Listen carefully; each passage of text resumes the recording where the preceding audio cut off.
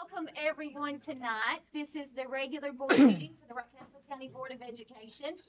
We're starting a few minutes late, but only because our county and our community, we have a lot to celebrate.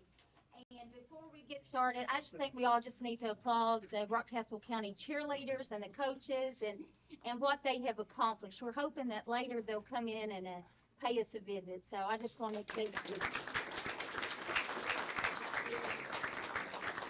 Miss B is here, yes, and Miss B, are you about to just Yes, explode? I am bursting with pride at the moment. Yes, you should be. Congratulations. Yes, we're so proud.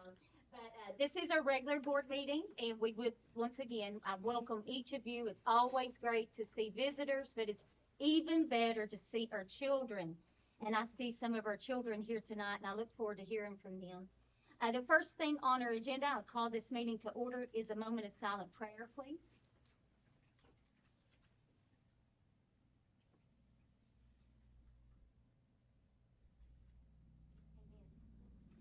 Let the roll call note in the minutes that Miss Anna is currently not here. We're not sure if she's going to get to make it tonight.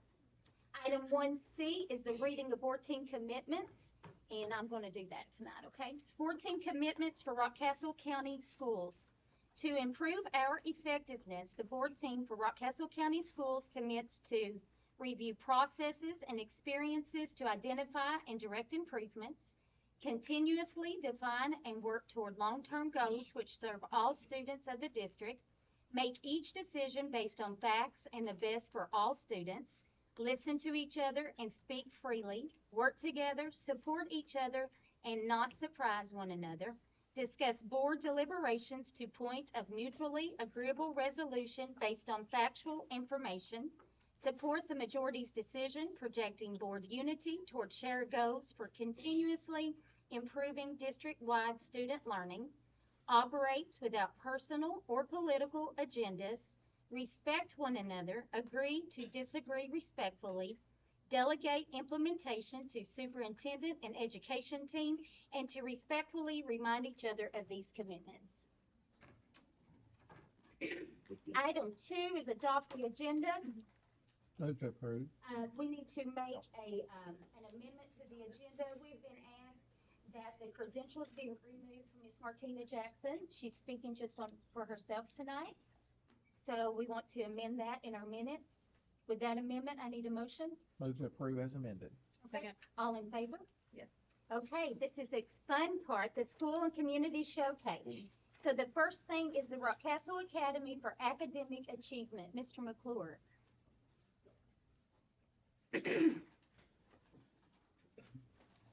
Thanks for having us again. I did bring a student with me. She'll be up here in just a second. Just kind of tell you where we are now with the academy. Right now we have Ashley McKeon, Barbara Connor, Betty Holt, Shanice Watson, Chris Hendrickson, and then recently hired Andrew Cash and myself to work at the academy. Really needed Andrew there a couple weeks ago. The academy is growing, and that's a good thing, we think. We have grades 6 to 12 at the academy, and then talking right now about the in-person academy, and then I'm going to talk about My Rock Online, our online virtual program here in a minute. But we have about 23 students that come daily to the academy. Of course, we know that they're all there for a variety of reasons. Picked up 2 last week for 2 different reasons. Both of those were middle schoolers. And just trying to work with those students and trying to get them ready to go back to the middle school or go back to the high school. As of today, we've had 6 students complete their credits for graduation. Some completed them, earlier in the year in the fall semester, and then some here in the last couple of weeks have completed their credits for graduation. And then, a lot of our students have completed, numerous credits to be ready to go back to the high school. I talked to a staff member here just a minute ago, and she was kind of thanking us for what we've done for students. He's back at the high school this semester. He went on, I guess, January 16th when the second semester started. When he came to us, he had about 10 credits, and he needed to get up close to 20 so he could graduate this year at the high school. And the high school took him back, and they're going to give him an extra class so that he has 8 classes instead of 7, like everybody else does. But we didn't want a half a credit to hold him, to keep him from going back to the high school. So she said she kind of cried when she saw him in the hallway that day, the first day he was there. So How we're structured this year at the academy, we have 4 class periods before lunch. My classroom and Miss Betty Holt's classroom, and about every hour we switch back and forth with those 23 students. We divide them up each day, so there's about 10 or 12 in a classroom. Some days we let them, on Fridays, sometimes we let them pick a friend who they want to be grouped with on Fridays. Sometimes it's males and females, sometimes it's juniors and seniors, and then the underclassmen. Sometimes it's who worked hard for the week and who didn't work so hard for the week. So it's just different ways to split them up. After lunch, we have one class period where we're working on Edgenuity, our online program, after lunch. And then at 1:45, Mr. Isaac McClure comes over from the middle school and does our JAG program. That's Jobs for America's Graduates. Works on some interview skills, just some skills to help those students kind of put themselves out there and present themselves to employers and then other people in the community. And then Somerset Mental Health comes and does a group session at 2:15 every day. And there's 3 different staff members from Somerset Mental Health that comes and does that group session. So we try to tell our students, you're going to meet 3 different people. So attached to one of those people, you're going to find one of those 3 that you are comfortable with and you want to talk to. And then on Tuesdays, Mr. Repper and Miss Holly Hall, they kind of came up with a plan for Miss Holly Hall to come over and do a little group session with our students on Tuesdays at 1:15. She started with the Sweethearts and Heroes curriculum, and now that's going to finish, well, it was going to finish today, so it'll finish next week, and then she's going to go into some test metrics curriculum and work with our students.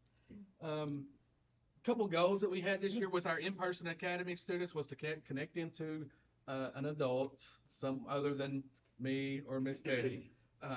So we're going to try to start a club day this month, and we've kind of reached out to the middle school. We've reached out to some people in the community.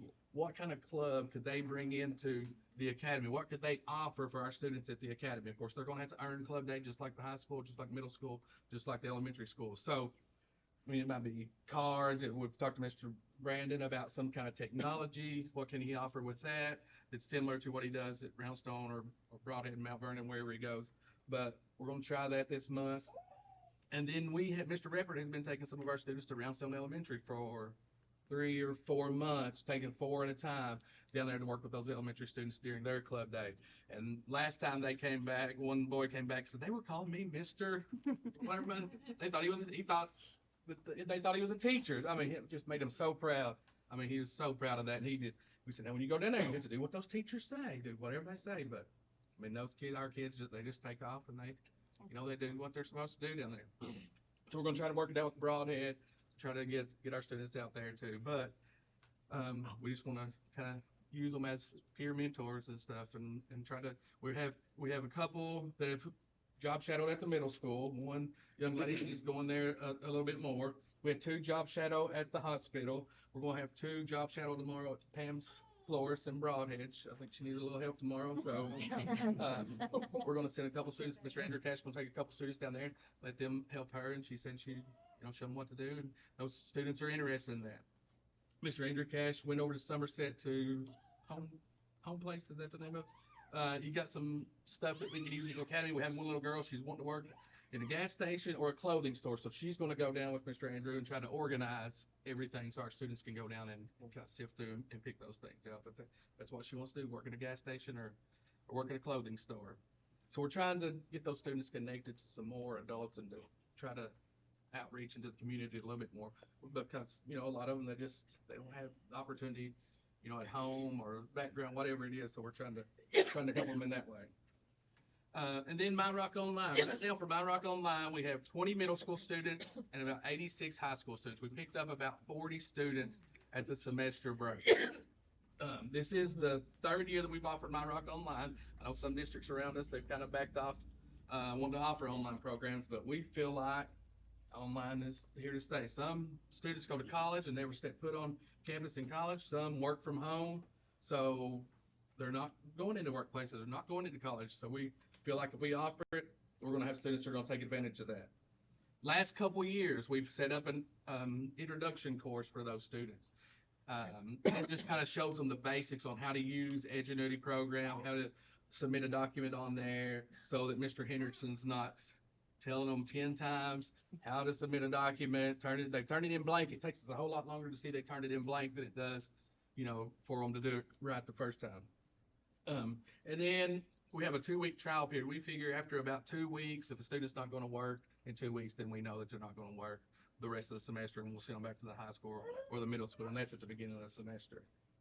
We've increased the number of times that students have eyes on them with our virtual program. We feel like that they don't just need to stay home all the time, don't need to work from home all the time. So Mr. Hendrickson and Ms. Shawnitha, they have an individual Google Meet with those students at least once a week, and they can do it multiple times a week. And then they have them set up freshmen. There's a freshman Google Meet, sophomore Google Meet, junior Google Meet, and senior Google Meet. So they get on those Google Meet sessions. So that's twice their own Google Meets. And then they come in weekly for about an hour or two to work on their classwork. Now, some that work ahead and some that get ahead, Jaslyn's going to speak to you in a minute. It may be a couple weeks before we see her because she's doing everything she's supposed to do, but she does get on her Google Meets every week, and she stays in contact with Mr. Hendrickson, and a lot of these students have figured out if you stay in contact with him, you're going to be successful. So we also this year kind of started, if a student falls more than 10% behind, we're going to require you to come in a little bit more. And then picking up Mr. Cash there a couple weeks ago, he's probably in 2 weeks, he's probably gone on 25 or 30 home visits. Sometimes he wouldn't get out of the car because there were some dogs there.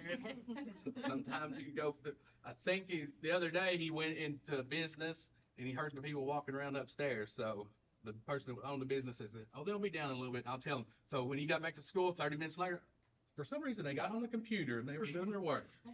But they let them know that Mr. Cash had been there.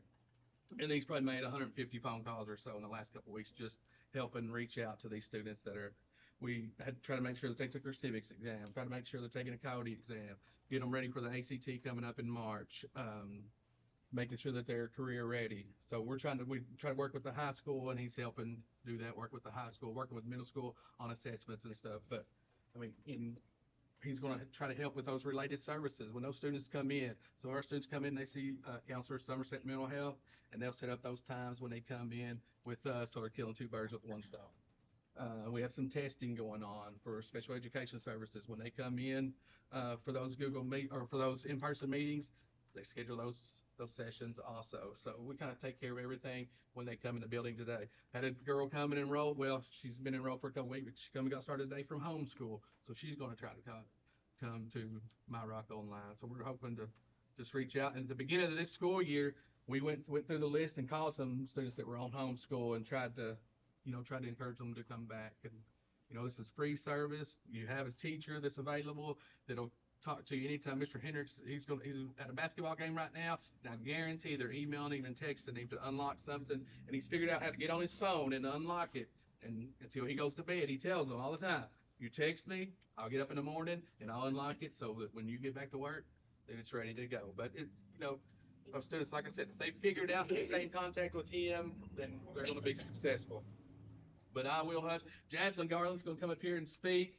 She completes about 100 activities a week in her classes. She didn't even know it. I told her I was going to say that, and she said, oh, really? But yeah, that 100 is a lot. We did have a girl that did 160 a couple weeks ago, but she needed 160. She's been enrolled in My Rock Online for 3 years, but I think she's been kind of doing some virtual stuff for about 4 years. But Mr. McClure, can I ask you yeah, a go question? ahead and ask any questions. Sorry. You had said something, I just was wanting to figure out if I was confused. So do you have students who receive special education services that still do My Rock Online? Yep. Okay. Yep. There's probably, Ms. Shawnitha has a caseload of about 15, so she's about maxed out. And then we have some, of course, in the in-person academy that has special education services too. Yes. That Miss Betty takes care of it, yeah. So they're, and try to work with them best we can. We can, on Edgenuity, it allows you to give them as much, and on those Chromebooks, it allows you to give them as much help as possible. And then we bring them in for testing. High school, we'll make sure that all those students go to the high school and take care of their testing, ACT and end of the year testing. Middle school, of course, we're right there, so all those middle school students, they come and test with us. But yeah, do anything that high school or middle school can do. We try to, like I said, Somerset Mental Health comes and sees them. So any kind of service that they need speech, we schedule those times when those students come. So, Thank you. any other questions? No, it's okay. Jaslyn, step out of the way.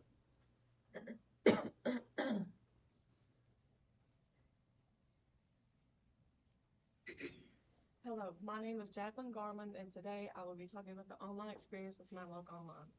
I will also talk about my sister's experience with the program as well. My sister and I have been online for 4 years, ever since COVID first started. My sister and I had both the same and yet different experiences with My Rock Online. I'm the junior, and my sister is in the 7th grade. To get a different perspective, I decided to interview her to let you guys see what it's like with her. I have asked my sister 5 questions for today in order for you all to understand and see what My Rock Online has been like for her. The first question, what has My Rock Online been like for you? Overall, she enjoys being able to do her homework on her own time, having flexibility, and in general thinks it's a more enjoyable experience. Do you feel that My Rock Online has had an impact on your grades? If so, in a positive or negative way? Over the course of being online, she feels My Rock Online has had a positive impact on her grades. She's learned that having discipline plays a big part in having good grades. Do you think being online has had an impact on you as far as being social? She misses being able to see her friends every day. However, going to church on Sundays, visiting family, spending time with her cousin, and going out in public has helped her a lot. Do you feel like you have more resources while being online? If not, how so? She feels like she does have more resources while being online. Our teacher, Chris Henderson, will help us with whatever we need. We can go to the academy when we need to. We can hop on a Google Meet whenever we need help with something. Finally, question 5.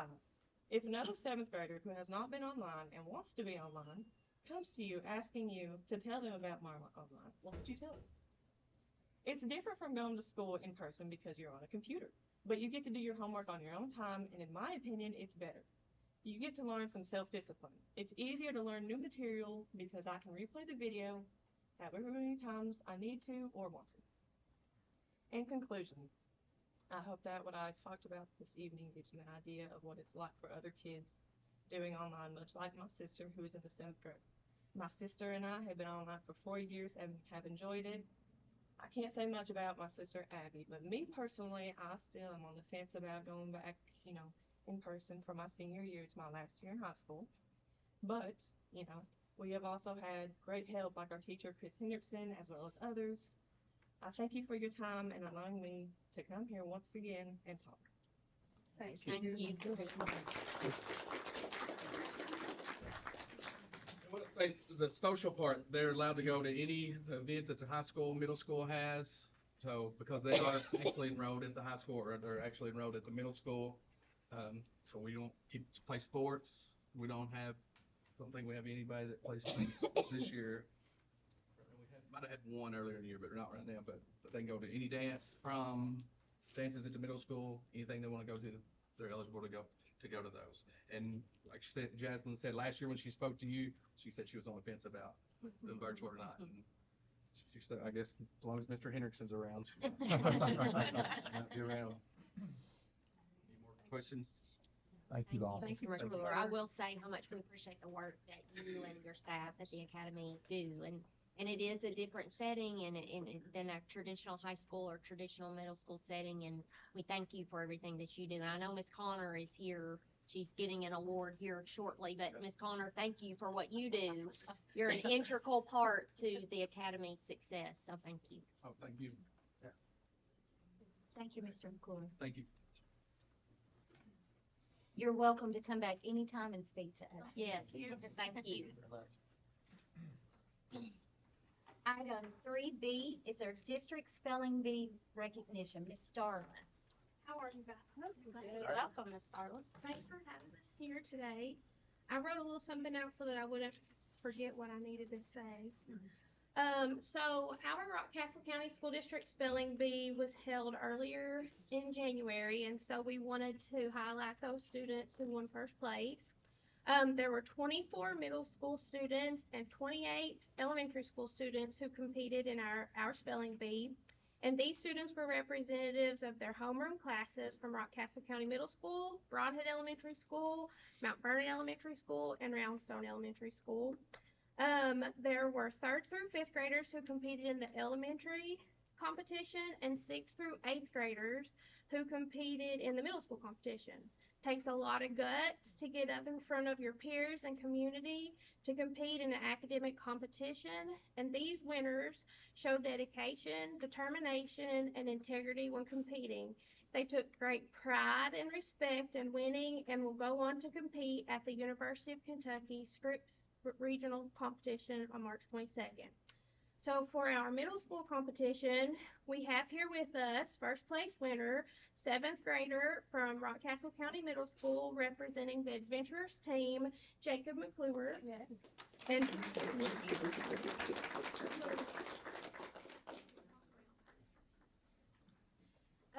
and he's here with his mom, Lisa.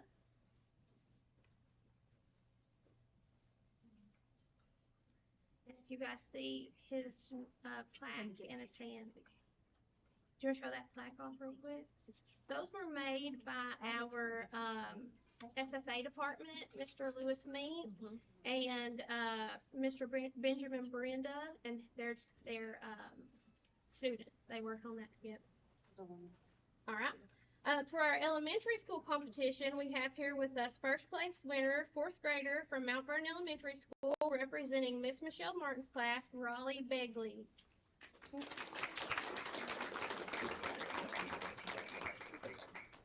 And he's here with his dad, Jacob.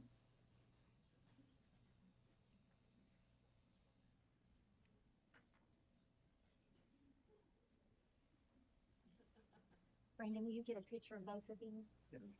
Can we get you guys? Yeah. You want? Yeah. Yeah. Do you care? Yeah. Wow. We're so proud of you all. It's fabulous. Obviously, when it worked. You remember it? No.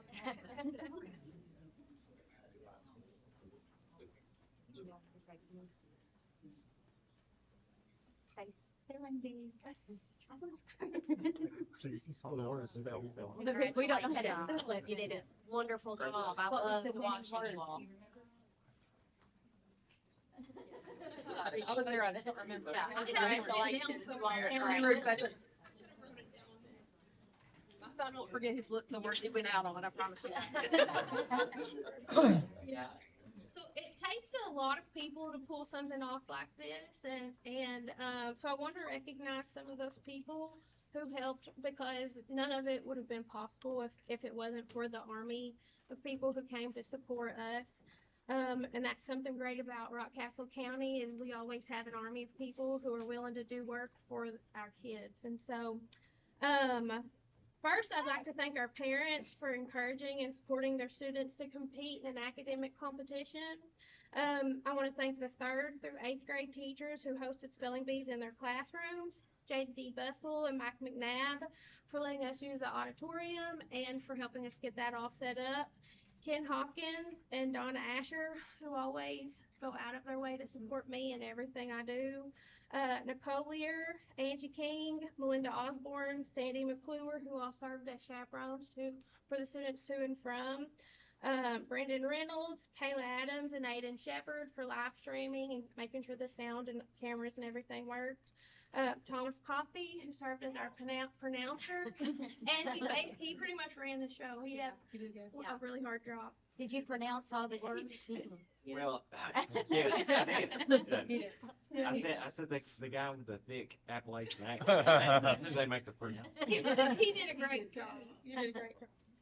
Dr. Carrie Ballinger for presenting our awards and making that day special for the kids.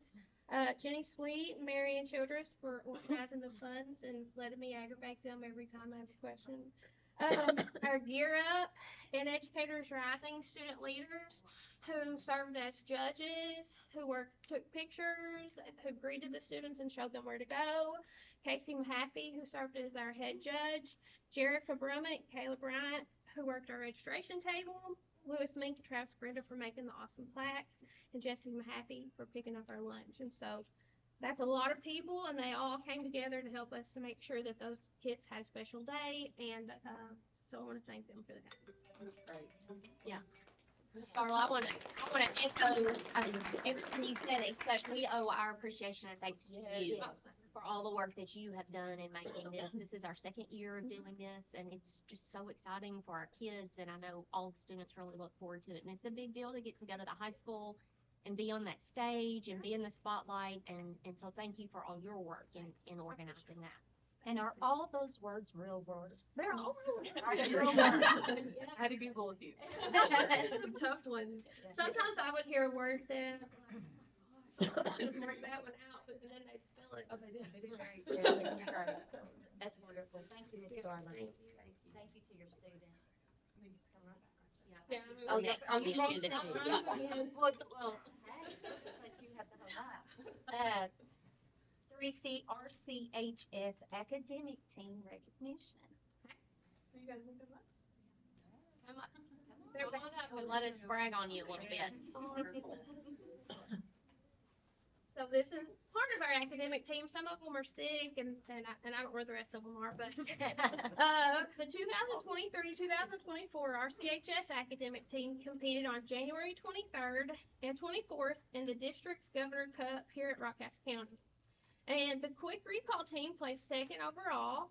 Our quick recall team consists of Jeremiah Mickworth, who is our team captain, Olivia Kirby, Callie Binge, Katie Carter, Gracie Burdett, Matthew Everso, Janae Burton, and Wyatt Rigsby. In written composition, senior Jeremiah Mickworth placed first in social studies Wow. and second in math. Senior Olivia Kirby placed fourth in math.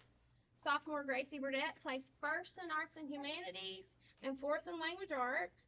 Sophomore Katie Carter placed third in language arts, and freshman Wyatt Rigsby placed fifth in language arts.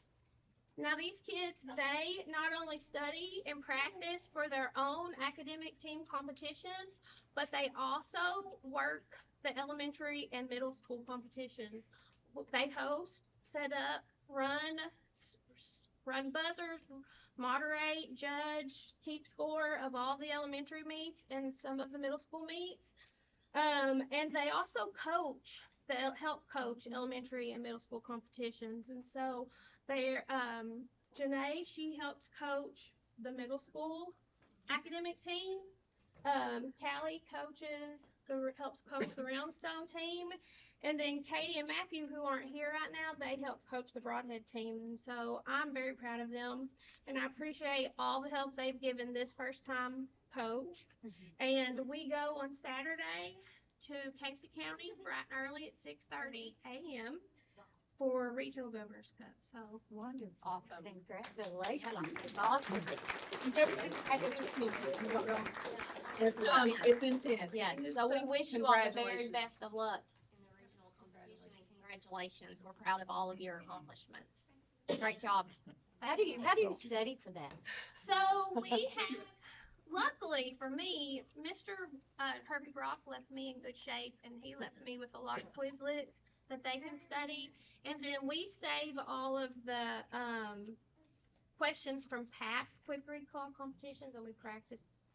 When we do our quick recall practice, we use those, but they're just smart. They are. They're just really smart. And it's written tests too. I don't know if you And know I'll, that. There's Yeah, written written tests as well, Yeah. not just quick recall, which I didn't know until they're this. just really smart. Yeah. It's I'll read a question sometimes, and I'll be like, "What do those words even mean?"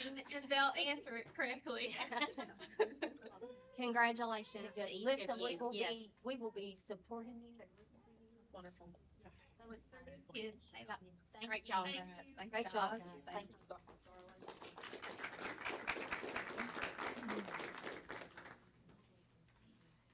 We're going to pause for just a second. I think we have some visitors besides the visitors that's here. We have extra special visitors. So, I think There they that, come. yeah.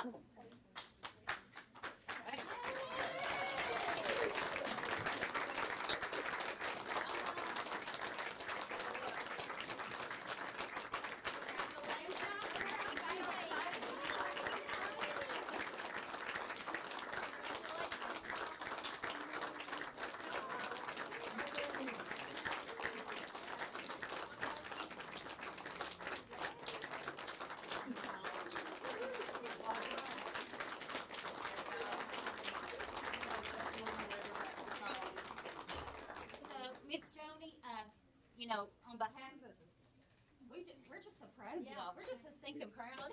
I mean, I cried, okay? I watched it, Glenda Joe was videoing it, and I seen it, and I just start crying because I know how much hard work that you girls have put into this, the dedication, the commitment, the 6 o'clock in the morning practices that none of you probably wanted to go to, the late nights, and I know that Miss Joni is very structured and very, I know. I've had girls that's been under her, I know. But, man, what a moment in your life. This is gonna be something that you remember forever. Yep, absolutely. You're always gonna remember this, and, I can't think of a better coach and students that is more deserving of any appreciation that you get from Rockcastle County. So, we love you all. We are so proud of you. We're so glad that you all have those white jackets. Oh, It's yeah. special. I know you all probably never want to take them off. So, Joni, thank you, and Coach B, thank you for what you do in leading our girls. There's more to cheerleading than cheerleading, and you're excellent role models, both of you, for every one of our students. So, thank you, girls. We couldn't be more proud. You've not only made your school proud, but you've made your whole community proud. So, thank you for representing us so well, and we love each of you, and I know you're probably exhausted. You've been on a bus for hours and hours, but thank you for taking time to come here and let us brag on you a little bit. Listen, my husband was calling me saying, "Our girls won," and he doesn't know anything. Okay, so if that tells you anything, but we Yeah. are so proud and happy for. We're just happy for you, Great job, getting to girls. experience this. This is Yeah. awesome. Miss Joni, do you have anything? We just appreciate you all. We appreciate our administrators, our community. The welcome home couldn't have been any better. And I know that that's something that they'll remember forever. But we just appreciate the support. They definitely work so hard. And it's just so deserving. And I'm just so thankful that we got to experience it and we got to put Rockcastle County High School on that stage and come home as national champions. And we couldn't have done that without your all support. So thank you so much. And thank you for allowing us to travel and go, because if it weren't for you all, we wouldn't be able to do that. So thank you all so much. Wow, we're thrilled. Thank you.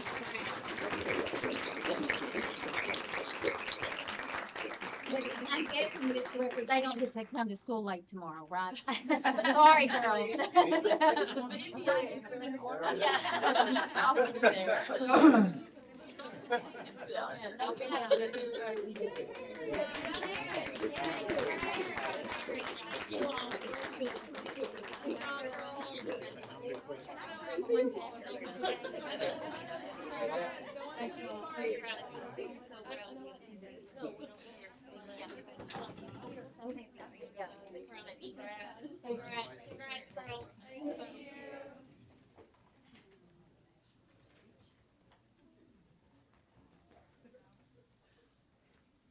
Sorry for that pause, Will.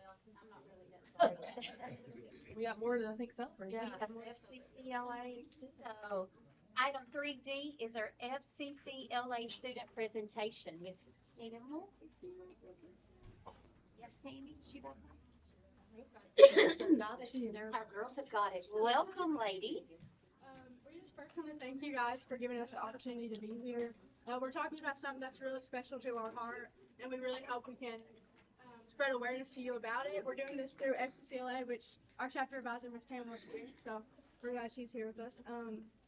My name is Riley Smith. And I'm Emery Hazelwood. And first, did you know that 6% of students in Rockcastle County are considered homeless?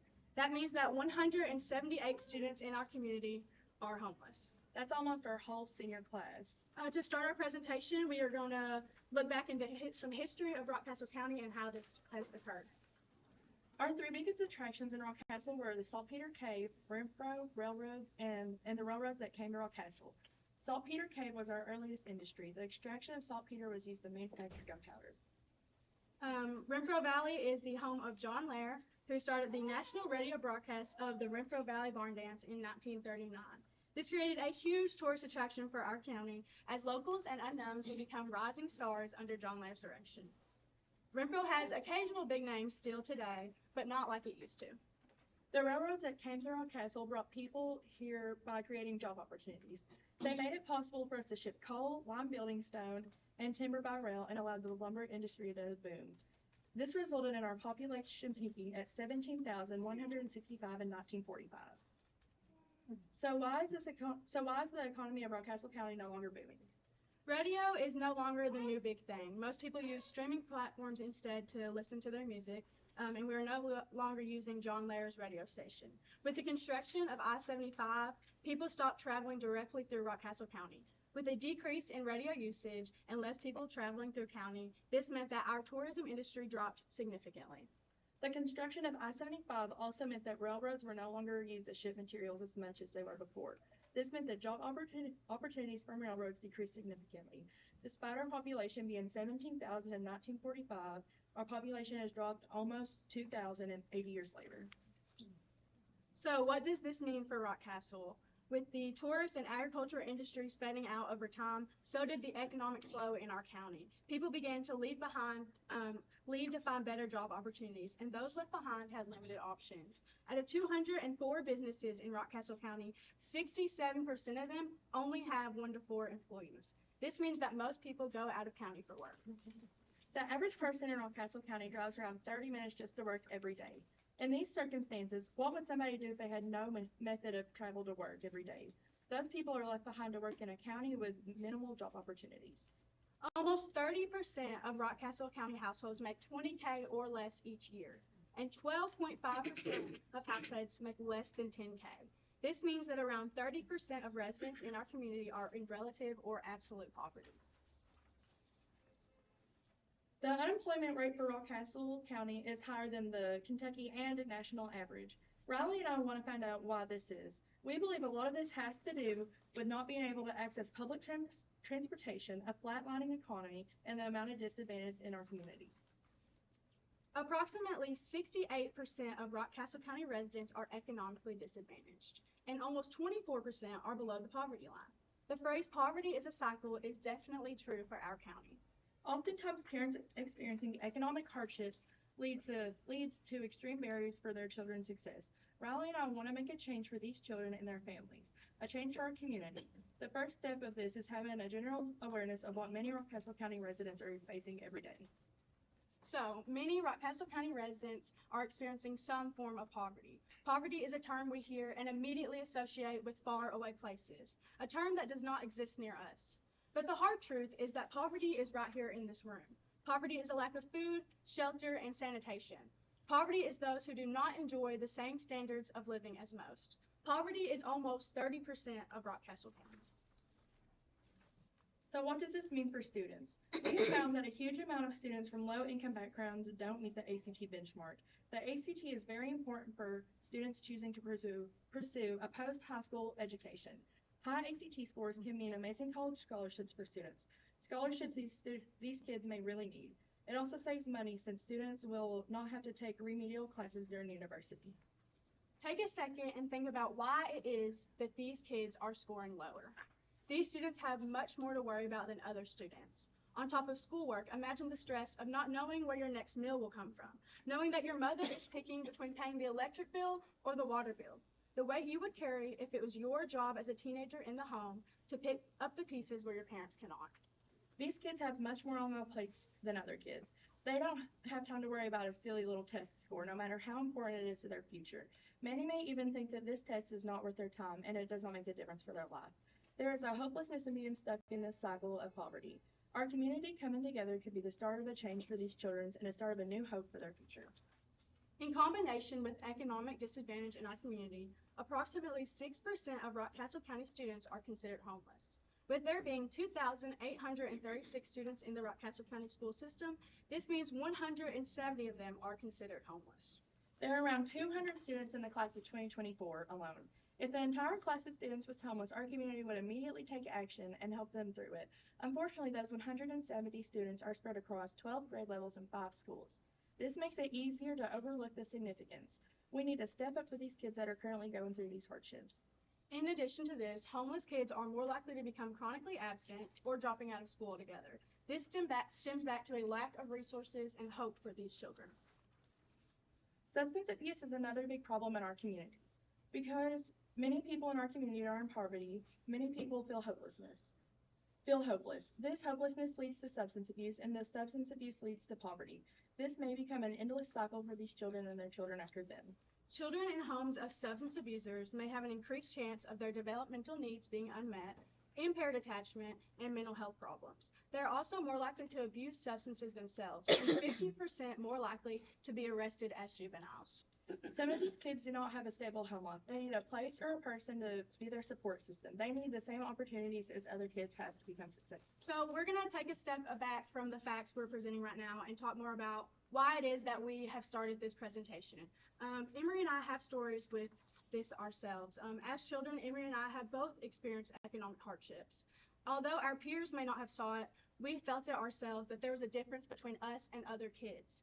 Despite our differences, Emery and I feel very successful as students now.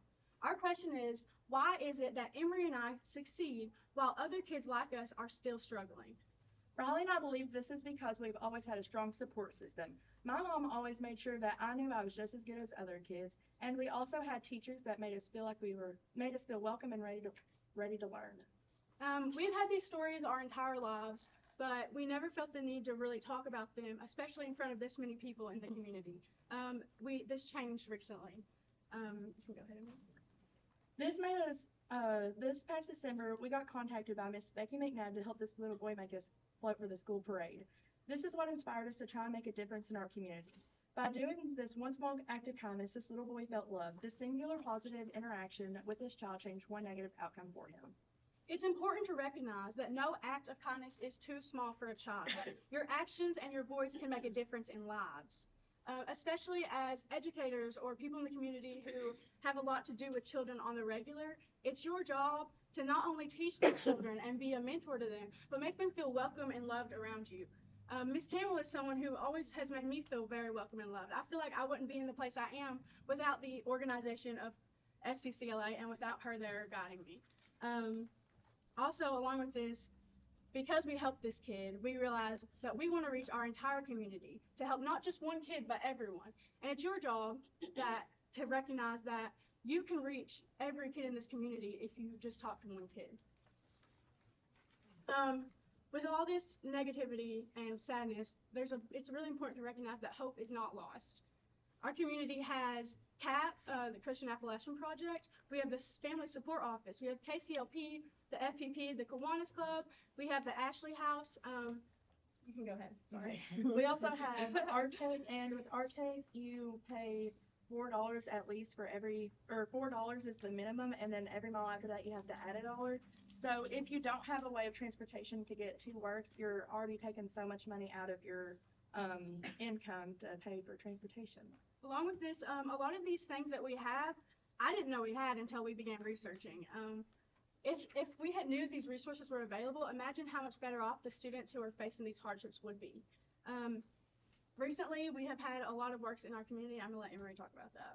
So in Livingston, we had a train derailment, as you guys know, right before Thanksgiving, and it affected our community a lot. We had to evacuate. Livingston had to evacuate, and that affected my family from where I live in Livingston. And it was scary just not knowing where you was gonna go, when you would be able to get back, and just knowing that our community opened their doors for us. Limestone gave out free meals, and then the middle school opened up for people to stay at, and just churches had hosted Thanksgiving dinners, and yeah. Also, we have a lot of organizations in our community that already try to help with these things. We have churches in our community. We have other organizations like the Kiwanis Club, all these different things that come together and already try to help people. Imagine the difference we would make if all of these organizations knew the resources we had and could use these and come together to really make a difference in these children's lives. Along with this, we have the organization we're in, FCCLA, has done a lot of things. We've participated in Nurse and Neighbors for the past 2 years, and we gave out free hot meals to our community.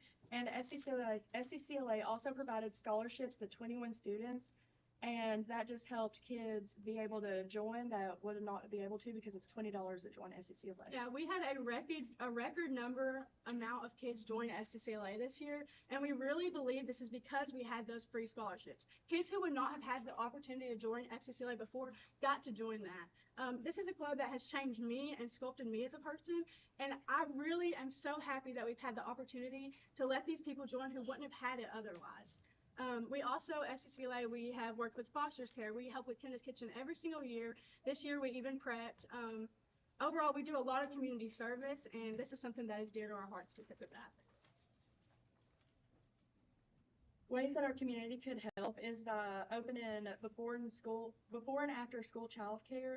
Some of our surrounding counties already have that, and that would definitely help parents that don't know or that don't have the money to provide childcare. And we could also host clothing pantries for if anybody in our county needs clothing. We could host it in the school gyms or at churches, get in contact with churches to see if we could do that. Most importantly, don't wait. Don't wait and let someone else take up the opportunity because, you know, sometimes you think in your head, you're like, somebody else is going to do this. But it shouldn't be somebody else. You should be the one to step forward. If you know there's a problem, it's your job as a person in our community to make the change that is needed. How can you help? Really, you can help by making the change, by helping these kids, talking to these kids, being there for them. So that's all we have for you. Thank you guys so much for listening, and I hope that we really inspired you to take a difference and make a change in our community. Thank you.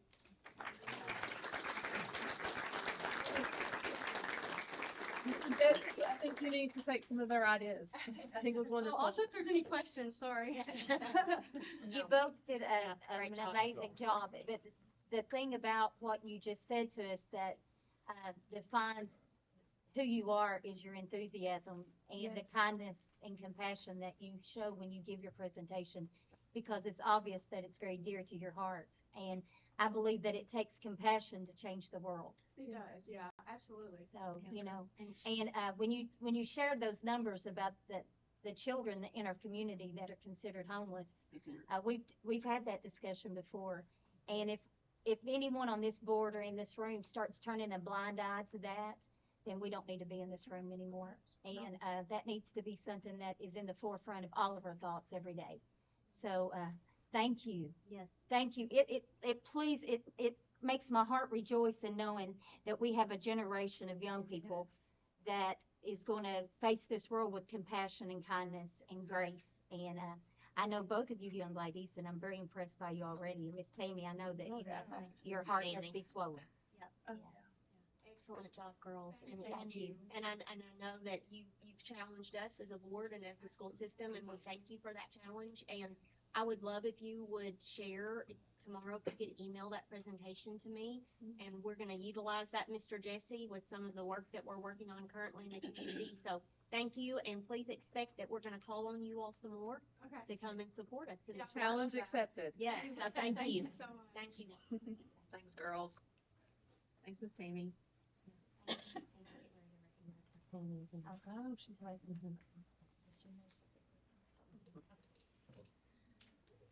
well, it just don't get much better than that. Excellent jobs.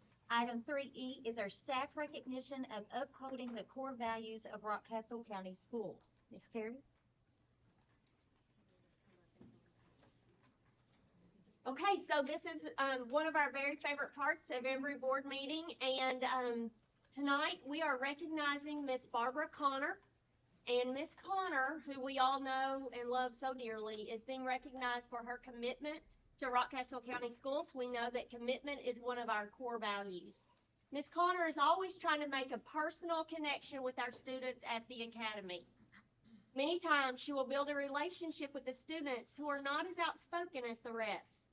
She will help those students by becoming a person they can look to when they are in need.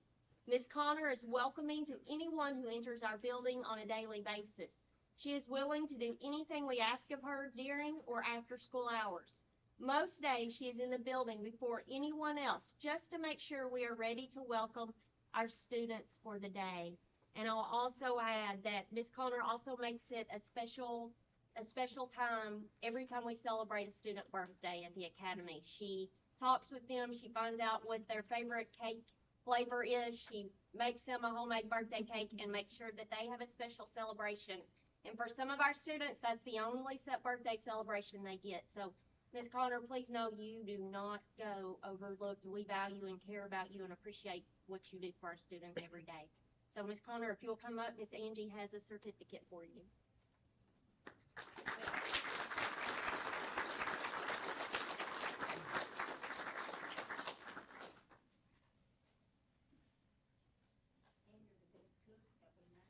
For sure. Thank you. You do for our kids. Appreciate you.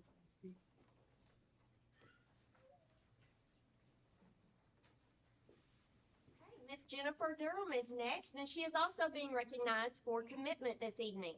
Miss Durham works tirelessly to ensure every health science student has the opportunity to learn and grow in her class each and every day.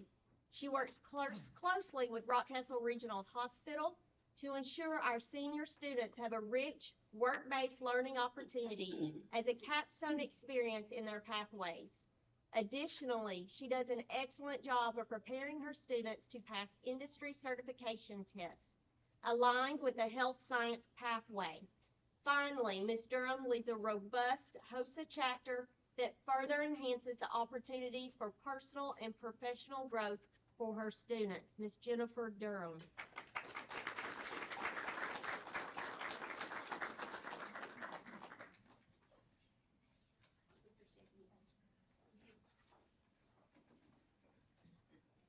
Mr. Ronnie McClure is not able to be with us this evening, but Mr. Ronnie is a jack of all trades at Roundstone Elementary School and a master of them all. Not only is he one of the most trusted and respected teachers by our students, he is always willing to jump in when there's a need in our school.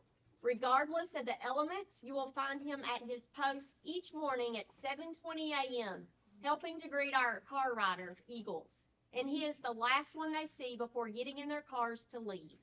Mr. Ronnie Lee chaperones dances, sets up assemblies, counsels students who need to be uplifted, and is one of the most positive people in our school.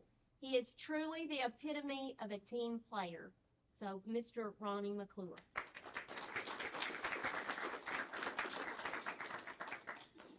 And also being recognized this evening for teamwork is Miss Deanna Anderson. Miss B brings a positive attitude that is contagious. She is always ready and willing to serve in any capacity to have an impact at Broadhead Elementary School.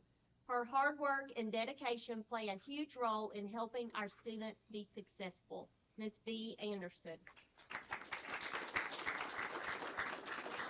B also has the opportunity not only to mentor our Broadhead Elementary School students, but our high schoolers as well in her work with the cheerleaders. And we know how special you are to those girls. Thank you. Thank you so much.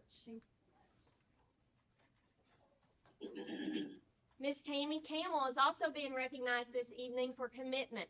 Miss Tammy Camel has been our Family and Consumer Sciences teacher at Rockcastle County High School for 13 years. Under her leadership, our FCS programs have successfully competed nationwide to create a program that has been the foundation based on the relationships among our students and their personal environments. It is Miss Camel's commitment to her students and their successes that exemplifies our core values at Rockcastle County High School. Miss Tammy Camel.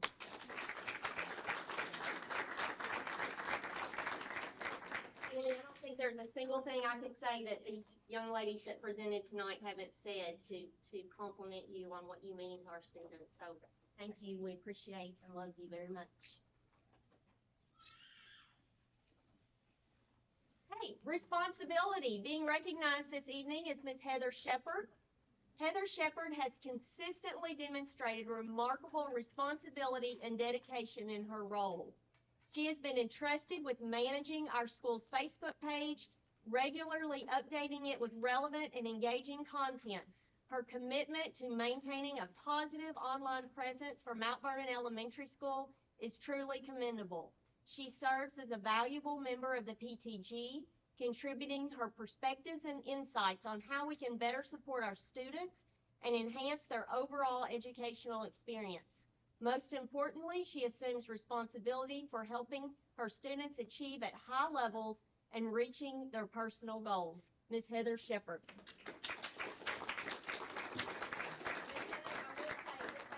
Is really remarkable. Thank you.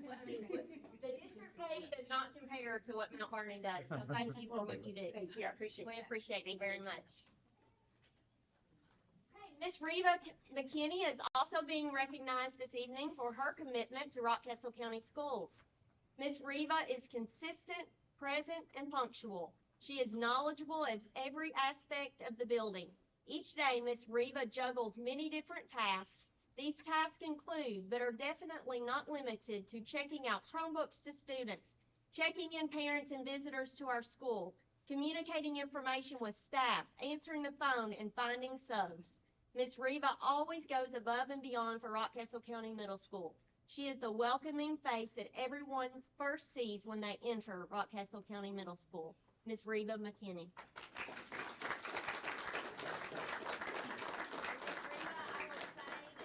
And I can speak for everybody in here. When we come in the middle school, we're always welcome, and you make that a happy, welcoming environment. So thank you for what you do. I know our families and students appreciate it. Thank you.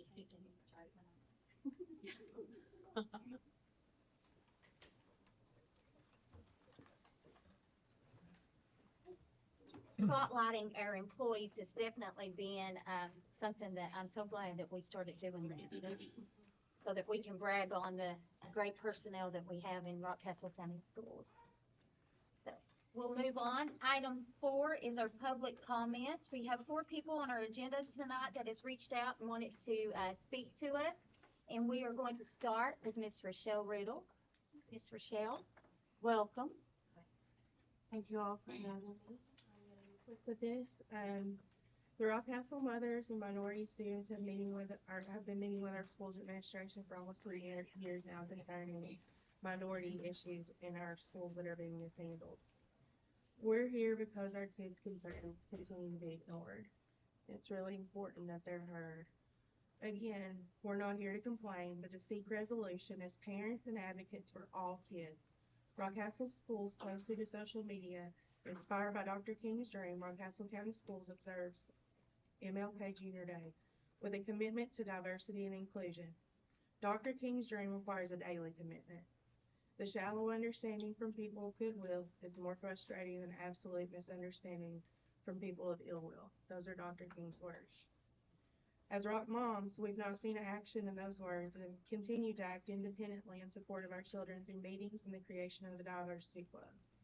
The school administration continues to cancel meetings, fails to follow up on questions and requests, and deny our children the representation and resources needed from a position dedicated to DEI within our school system. The conversation has been a monologue, not a dialogue. Also the words of Dr. King. The district has been awarded $4.4 million in grant funds focused on post-secondary readiness. That readiness should include fostering the understanding of all kids about diversity outside of this bubble. We ask tonight for action on the district statement of commitment by creating a position dedicated to DEI in our schools. Minority issues are being ignored, and it's creating a hostile environment for all of our kids. And this is exactly what happens when DEI is not a part of our public schools. I'd like to yield the rest of my time to Ms. Jackson. Thank you, Ms. Rochelle. Rochelle, I'd like to say I always want to say that I'm so happy that you're an advocate for your child, and I want you to know that. And I wasn't trying to cut on Miss Martina Jackson, but please welcome.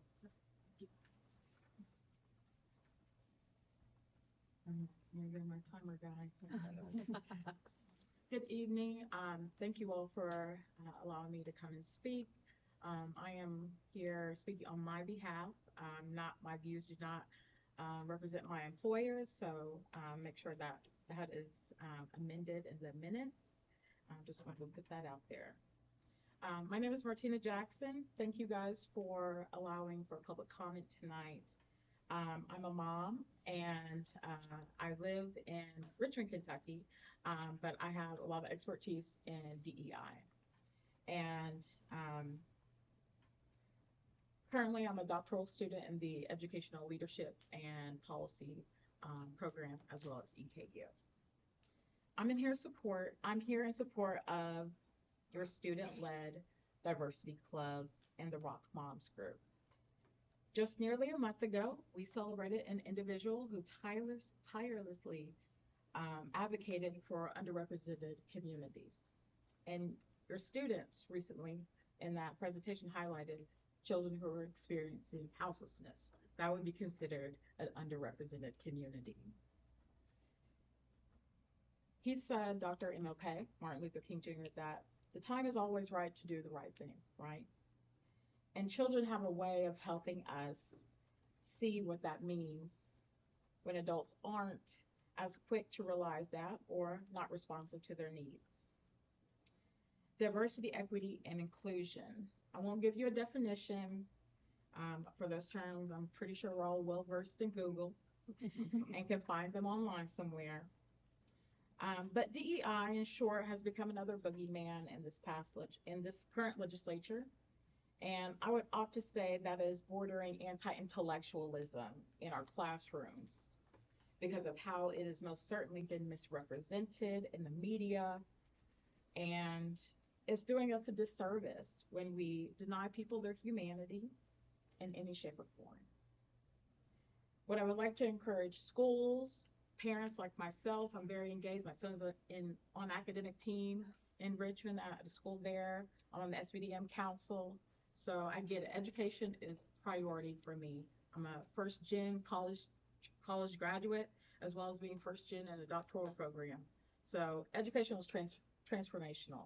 It is so important, and that's why I'm glad I'm in a room of people who support education. But during times of COVID-19, I want to paint a picture, give you some context before I give you more content about DEI. For example, we were all in the same storm, and you probably heard this analogy before, and when COVID hit. But we had different floating mechanisms in this hurricane. You may have been on a cruise ship, you may have been on a yacht, somebody else on a boat. Our teachers were on in a life jacket. Okay, we were all in the storm, but we were impacted differently based on what was helping or not helping us get through the storm. And COVID-19 helped us see very clearly that we were all being impacted, but impacted differently. And I'm not trying not to look at you, I'm just trying to make sure I keep up with my comments, all right? So we gave kids Chromebooks, but they had no Wi-Fi at home.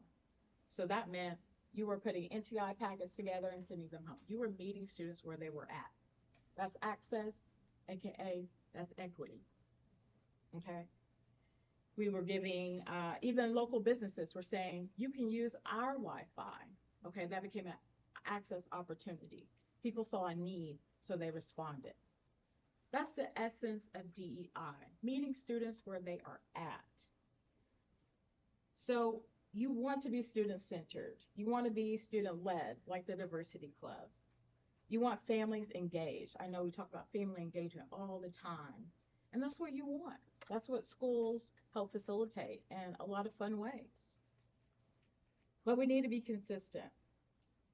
The Diversity Club can be an asset, especially when you're talking about underrepresented communities. If you don't have the data on those youth and how they're being engaged, use that club as an asset for qualitative and quantitative data gathering, especially if they're having challenges in school, if they're not matriculating through the system the way that they need to. DEI doesn't have to be a weapon, okay? And it should never have been that way, and it doesn't need to be that way. It can be used as a tool when we're willing to do the work to see what the issue is.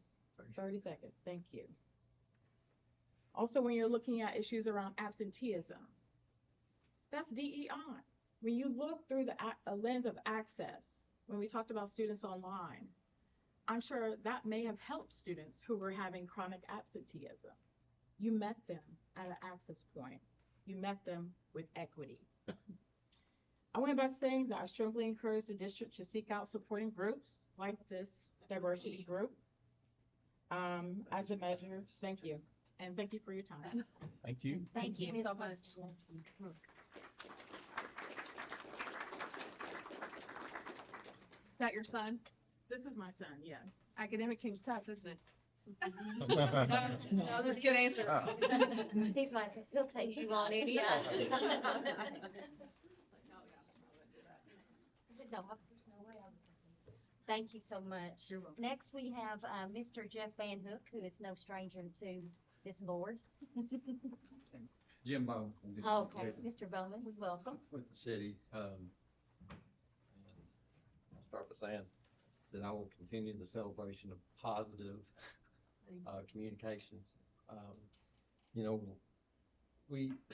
economic development, as you just heard from those young girls in the valley.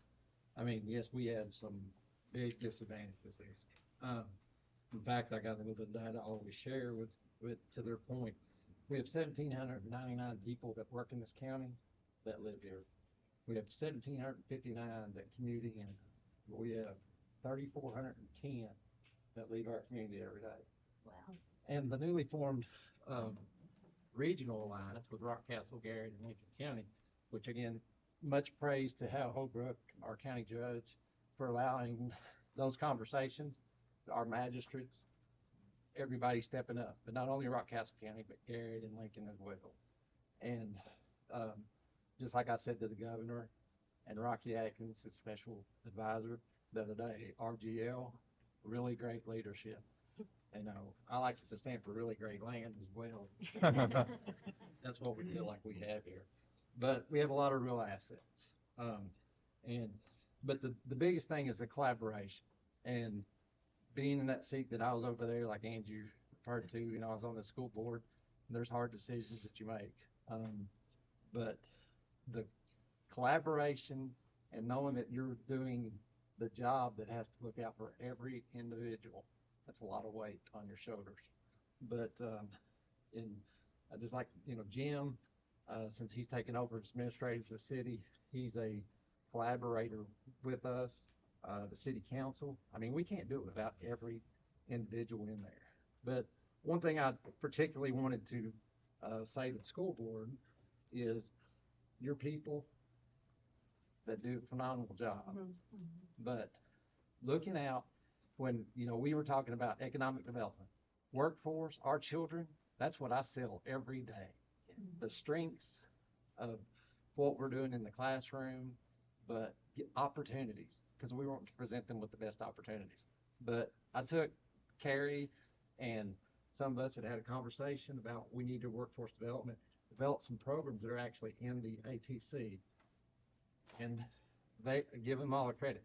They went out and they found this $4.4 million. That's going to be a game changer. That's something I can market with, which comes to this right here. This is the Foreign Direct Investment Alliance International. This is an international site selector magazine.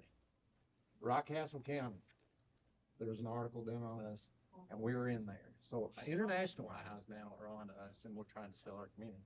Jim, I'm gonna give you a second, so before I get the time here. You got about 30 seconds. Yeah, okay, just on behalf of the city, you know, it's fresh, for me to see it being in my position, the collaboration and the partnership between the county and the city and the different school board and, other organizations within our community. So that's what it takes. It takes us all working together. And like the governor said, I am a bulldog.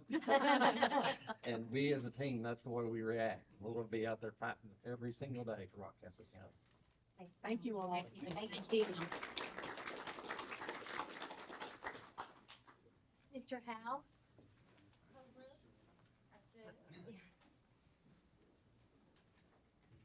I just wanted to take the opportunity to just thank you all. Publicly thank all of you. I mean, we've all worked really hard together. Felt like you was referencing a team, and you know the school system really has impressed me. You know, Miss Ballinger and Jeff, they got together, put some notes together, and we bring site selectors in, tour them. Governor comes in and tours, the 2 counties that we're in partnerships with now. I mean, and they all just brag on the school system. And I mean, I got a call the other night from the state. They let me know that when Rocky got up there, back up into his office, he was letting them know that we rolled out the red carpet for them when they come into our county. So the kids out there, they just do a wonderful job. They were impressive. You know, they done their own, site selectors when they went around with the students. They done their own answering questions with them. They didn't have to ask a teacher. I mean, it was really impressive, and they've all bragged on them. So I just want to. Oh, and Sherman cook. Yeah. Yeah, yeah. Come on in, Sherman, let us brag on you. I'm terrible about picking names, so I usually just try to address the whole group. So I'm always afraid I'll leave somebody out. But I just wanted to come out here and personally thank all of y'all and make sure y'all got a good group of kids. So hopefully we can get something in place that they can stay at home and work. Yes, that's our goal. Thank you. Well,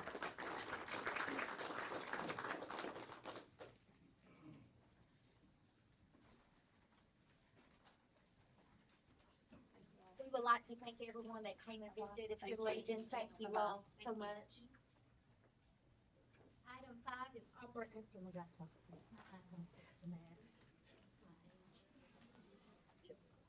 operations and actions. When I was looking over everything in the operations and actions, I did not see anything that was any different than any normal business. Is there anything that you wanted to point out, Dr. Ballinger? no, I think this is routine. Is that One quick question. Yes. Is the Perkins Innovation, is that Gear Up? Now Perkins Innovation? Yes, Okay. yes, I thought it so. is, the volunteer grant, Yes, yes. thank you. That's all I had. With that being said, I need a motion to approve operations and actions. So moved. Got a first and a second, all in favor? Yep. Item number 6 is our discussion and action. 6A, review and approve the monthly financial reports. Ms. Jenny Sweet, I did not see anything that completely, do you have anything that you wanted? Not unless you have any questions. Anyone have any We'll address questions for Ms. Jenny?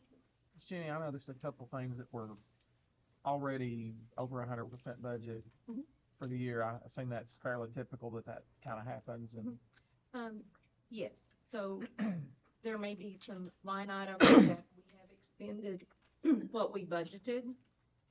And one of the things I know when you're looking at the budget that I wanted to point out that maybe we had not discussed previously, you may see a negative 153%. And that will most often be in the line items where our schools have reimbursed the district. So it's actually a positive. They reimburse the district for field trips. So if you see those line items, that's why that line appears that way. We may have budgeted for something that came in a little bit higher than we anticipated. We're obviously dealing with great inflation cost. And, we want to, kind of keep that notation so that we can plan for next year. move to approve. Second. All in favor? Yep. Item 6B, review and approve the Rockcastle County School staffing guidelines for school year 2024 to 2025. As you know, last month we talked about the draft budget, and we are beginning the processes necessary to develop a tentative budget that will be presented to the board in May. One of those things is staffing guidelines. And as you may recall, our staffing guidelines, we have used a chart that had like just all of our numbers, and we'll bring that information back to you. But one of the things that Dr. Ballinger and I have been doing the past 2 years is we have been sitting down with our building principals and using the document that you have in front of you, and it's called School Staffing Guidelines. So what we based last year's numbers on for our staffing allocations are the exact numbers that are in this this guideline. We just wanted to go ahead and put this before you and officially adopt this document that supports the staffing guidelines that you have approved actually 2 years ago. So those numbers have not changed, but this is the document that we utilize with our principals. We have a meeting scheduled beginning this week with our principals and following up next week. We will use that time to talk with principals about what are their needs? What do they anticipate for next school year to be a need in their school, so that we can bring that information back to you in an official allocation for our tentative budget. Do you have any questions on the staffing guidelines? It appears it's very similar to what we've done in the past. It is. It is exactly It's exactly the the same. same. It has not changed. Move to approve. Second. All in favor? Item 6C, review and approve the 2024-2025 school calendar committee recommendation. Mr. Redford? You all remember in December, you approved the calendar committee. The calendar committee met on December the 18th and January the 4th. There were 3 options that were developed by the committee. We obtained feedback from all of our respective constituent groups. And so if you recall at the January meeting of the board, we made the recommendation of option 3. That was the option that the committee felt would be the most beneficial for our district. And so I'm asking the board to approve that recommendation, option 3, the variable calendar for the 24-25 school year. Does anyone have any questions for Mr. Redford? I'm just going to make a comment. I am in full support of the board's decision. I will have to vote against that just because of that concern that I had. And but that does not mean that I'm not in, not in support of what you all recommended. So with that being said, need a motion to approve. I'll make the motion. I second. All in favor? Just let the minutes note that I did vote nay for that. Item 6D, review and approve the 2024-2025 beginning and dismissal time for the school day for Rockcastle County Schools. So because this is a variable calendar, and Does that mean I shouldn't vote for this? You can vote for this. I can vote for it. Wait up, Since you you can all vote have for it or voted, against I'm it. gonna go ahead and vote. so because it's a variable calendar, we have to meet the 1,066 threshold, 62 threshold for the school year. So in order to do that, we need to adjust our school start time and end time. And part of that discussion was adding 15 minutes to instructional minutes to the school day. So I have before you the start time of 7:55, dismissal time at 3:10. So that would add that 15 minutes, and that would get us where we need to be to extend the school day and meet the requirements of the law for the variable calendar. Anyone have any questions? Move to Not? approve. Okay, first and second, all in favor? 6E, review and approve the KSBA policy for release and inspection of student records. This is the first reading. Yes, Dr. this, Ballinger? this is an update to a KSBA policy allowing us to release student records with parent permission. So this is a policy that Ms. Teresa actually recommended that our district needed to update. So we're asking you to approve this for the first reading. Does anyone have any questions? Motion to approve. Second. All in favor? Item 6F, review and approve Tyler Technologies quote for EERP forms and content manager. Ms. Jenny. The finance team would like to come to you and request your support in expanding our accounting system and software. We have used the same system with a limited number of modules for a number of years. We've held a demo with Tyler Technologies. We feel like that we can put a system in place to begin with the school year that will expand the opportunity to have digital storage for some of our financial records. It will expand the utilization of our accounting software and access to reporting down to the school level, and a request that our principals have asked for.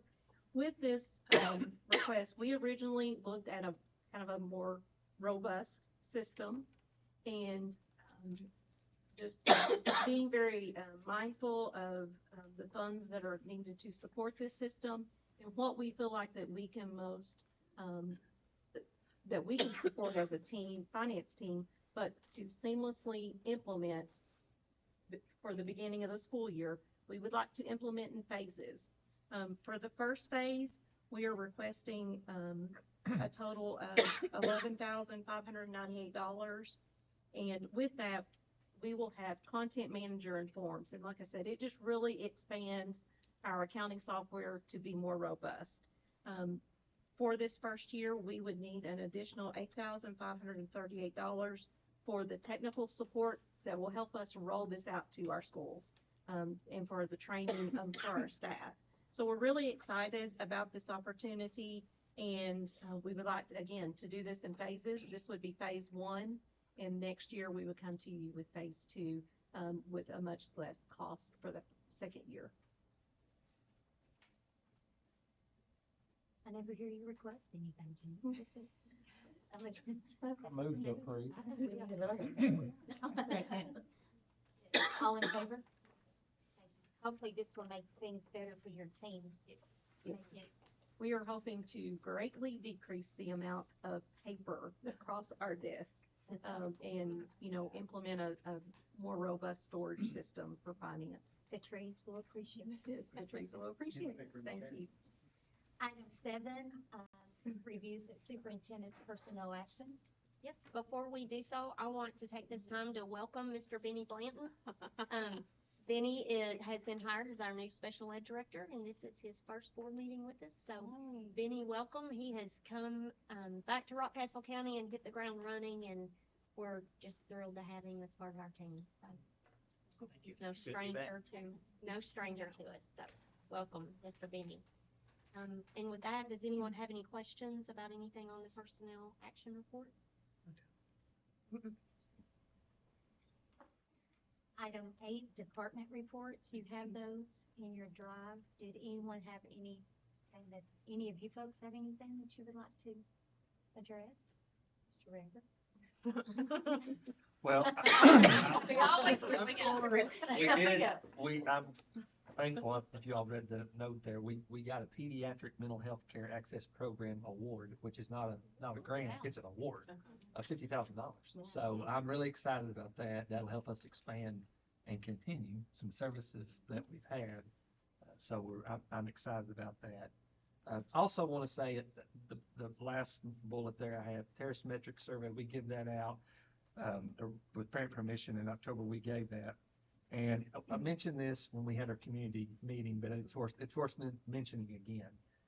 That survey, out of those students that took that survey, 92% of all students in grades 3 through 12 reported that they had an overall positive school experience. So we only had 8% that didn't. So I think that's a tremendous number. And if you look at national data that's tied to that, we're well above at every school, well above in that category, positive school experience. And that goes to the heart of how our students feel at the school, the culture, and also our KAS survey, I know, reflected that last year as well. So that just goes to show how our students feel, what our teachers and staff are doing. So that's worth celebrating. Yes, absolutely. Thank you for sharing. Anyone else? I appreciate all of you. Yeah. Appreciate all of you very much. And I know Dr. Ballinger.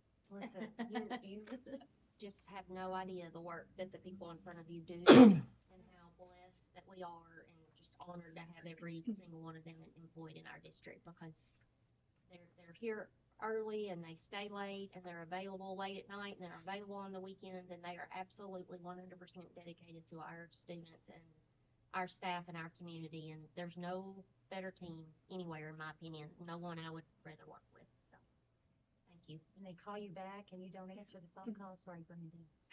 I had an emergency and then I figured it out. You taught me a little. We do appreciate everyone. And welcome, Benny. We're glad it's time you came back to Rockcastle, okay? Glad to be back. Next is our superintendent communication, Dr. Ballinger. Yes, so I know you have all heard, we've been talking a lot about this wonderful grant that we have received. We're just absolutely elated, and we have a video for you to watch that has come straight from the White House. Congratulations, Rockcastle County Board of Education, for winning a Career Connected High School's Perkins Innovation and Modernization Grant. We are excited about all that you are going to accomplish through your Rockcastle Ready project. We applaud your vision for providing all students with the four keys to unlocking their career success through in-demand career pathways, starting with a transition into ninth grade through the summer after graduation. We also appreciate your approach to providing additional supports and resources to students most in need, including grade level post-secondary navigators. You are strengthening Kentucky's future, and the future of career-connected learning has never looked brighter. I'm Amy Lloyd, and I have the honor of serving as the Assistant Secretary for the Office of Career, Technical, and Adult Education here at the U.S. Department of Education. We are grateful to have received over 160 proposals for this first-of-its-kind Career Pathways grant competition. Clearly, our nation has great demand for and powerful solutions to blurring the lines between secondary, post-secondary, and the world of work so that all young people have pathways to rewarding futures. And while we cannot fund all of the incredible career-connected proposals that were submitted in this round, we know that all of the great vision and work happening in this important space will continue to have a ripple effect, positively impacting our nation's students, employers, communities, and economies. Your collective dedication and innovative ideas have not only earned you this prestigious grant, but have also ignited a spark of hope for the future of education. This grant program represents more than just a financial boost. It's a beacon of transformation. Students and parents will be able to make real choices about their futures, and students will gain the skills they need to thrive as professionals in a rapidly changing world. Employers will benefit from a more skilled and adaptable workforce. Communities will flourish as education becomes a driving force for progress and our young professionals become engaged citizens. And our economies will be strengthened by the infusion of talent and innovation that drive our growth and competitiveness. We are inspired by your efforts, and through the Unlocking Career Success Initiative here at the department, we are working hard alongside you to make sure that every student leaves high school with the four keys to unlocking their own career success: dual enrollment, work-based learning, workforce credentials, and career advising and navigation. So as we congratulate you today, we also express our deep gratitude for your commitment to innovate and redesign our educational workforce systems to become on-ramps for young people to enter rewarding careers. You are the architects of change, positioning our youth to build and lead our future, and we can't wait to support you and see the remarkable transformations your endeavors will bring. Here's to the great work ahead. So we're just absolutely elated that we're gonna have the opportunity to really make a difference at our high school. And this is a 3-year grant with the possibility and probability of turning into 5 years. So at the last Zoom call that Miss Jenny and I attended, all of the data that they were presenting to us led us to believe that it would be 5 years and 7 million instead of 3 years and 4 million. So we're super excited. It's going to change the face of what our high school looks like in our community, and it just really goes back to what Mr. Van Hook and Judge Holbrook and Mr. Bowman said about partnering together with our community and working side by side with economic development and being able to provide opportunities for our students to graduate from high school, go directly into the workforce without ever having to leave the home that they love so dear. So it's going to be a success for all of our students, and we're just really, really excited. But I have to say, if it wasn't for Miss Jenny Sweet, we would not be having this grant. So, and Mr. Sherman, we appreciate all the data you provided to us and your team at the ATC. I mean, it was a complete team effort, and everyone at central office jumped in and helped us with this grant, and it's going to be a really big deal for our community. So, And Dr. Ballinger, will you toot your own horn and tell us how many people, how many schools and districts, and yes, so this was competitive. it was very competitive. In the nation, there were only 19 grants awarded, and we were one of those 19 across the nation. So this is the first ever administration of this grant. It's brand new. So just really a really big deal.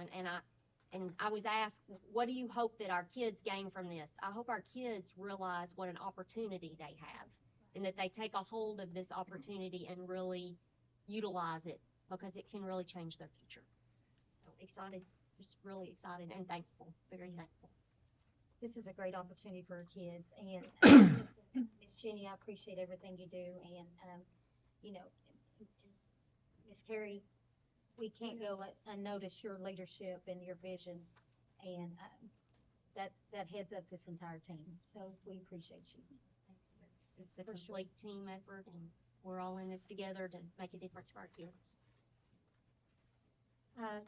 Next, we have board comments. Before I start down on the lonely end down there, Matt, I would like to welcome our newest board member. Yes, Miss Lisa Quinn. Would you like, we're gonna let you go first. Let me go first. Yes. I wanted to thank everybody for making me feel so welcome, and what a pleasure and an honor it is to be a member of this community and of this team. We're excited to have you with us. Thank you. Yes. Thank you. Well, since we're on this end. Go ahead, go ahead. Sorry I came in late. But no, thank you all for your hours of endless work that you give. It doesn't go unnoticed. You represent us very well, and that's much appreciated.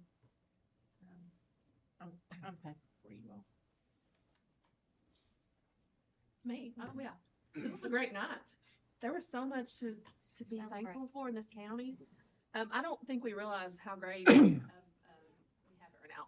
The momentum, I guess, is the word I want to use. Our momentum is just awesome. Rockcastle is on fire right now, and it's your all's work. And I don't know that the county knows how lucky we really are. We have great leaders behind these kids, pushing them, challenging them, encouraging them. So thank you all. And that's all I have. I have several things as usual. First thing, Miss Jenny mentioned paperwork. I was talking to somebody from a different district a couple weeks ago, and they said, and I don't know if they're exaggerating or not, but it took 15 pieces of paper for them to go on a trip.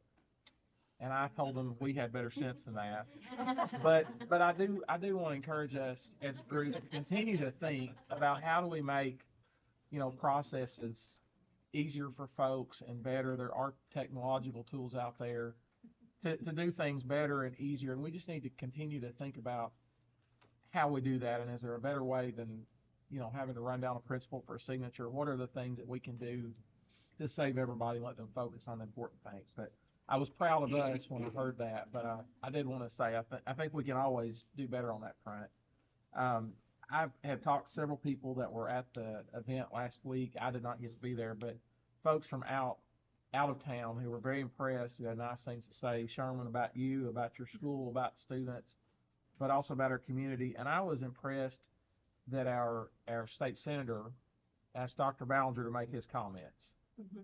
Most places that relationship is not that great with legislators. And then I was talking to Josh Prey today, our representative, and he mentioned Carrie about 3 times. And that's really good, and that we have those kind of relationships. And so hats off to you for the work that you do with those folks and continuing that. So we'll keep our fingers crossed for good stuff in the budget. Yes, absolutely. And I will comment, we are blessed with great state representative and a very dedicated state senator. Both of them are 100% dedicated to our school system and work closely with all of us, and we appreciate their advocacy for Rockcastle County Schools.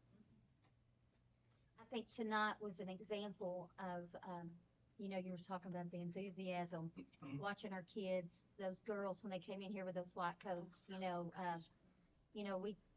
when we see things like that, it makes sitting here in these seats, it gets a little big, we swell up a little bit with pride, but I think that's okay, because when we showcase our kids, that's what we're all here for, and brings the community together, enthusiasm does, and the young ladies that we're talking about, the concern that they had for their fellow students that they're in class with that doesn't have those advantages, it makes me feel good inside to know that we are directing their children in the path that they need to be focused on. So I appreciate all of you very much. It's been a longer night than usual.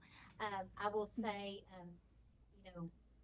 we're hoping for 100% funding for transportation. I'm gonna put that in there. You better pray for that. Get that on camera. But I do appreciate all of you, your hard work, your dedication, and I'm privileged to serve on the board with the individuals that I do. I know that your heart is for kids, and that means everything. So with that, I need a motion we can adjourn. So moved. Second. All in favor? Yes. All right. Everyone be careful.